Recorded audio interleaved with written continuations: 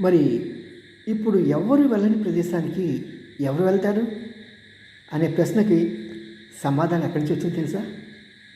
వాలంటీర్ల నుంచి. వాలంటీర్లు వారి మటుకు వాళ్ళు వచ్చి, అయ్యా మేము సేవ చేస్తాము, మాకు ఇక్కడ ఉన్న ప్రతి ఇల్లు తెలుసు, ప్రతి గడప తెలుసు, ఆ ఇంట్లో ఎంతమంది ఉంటారు, ఏ వయసు వాళ్ళు ఉంటారు, ఎవరు అనారోగ్యంతో ఉంటారు, ఎవరు, అవన్నీ డీటెయిల్స్ మాకు తెలుసు కాబట్టి మేము ఆ మారుమూల ప్రాంతాలు కూడా, ఆ వీధి చివరికి కూడా వెళ్ళి మేము మా సేవలు వారి కోసం, మీకు రాష్ట్రం కోసం అందిస్తామని ముందుకొచ్చారు. షబాస్.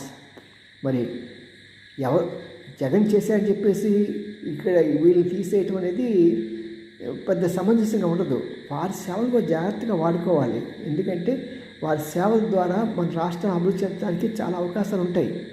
మరి మీరు పోలవరం చేసే జగన్ వదిలేసి ఆయన వాలంటీర్కి పెట్టే మీరు వదిలేస్తే రాష్ట్రం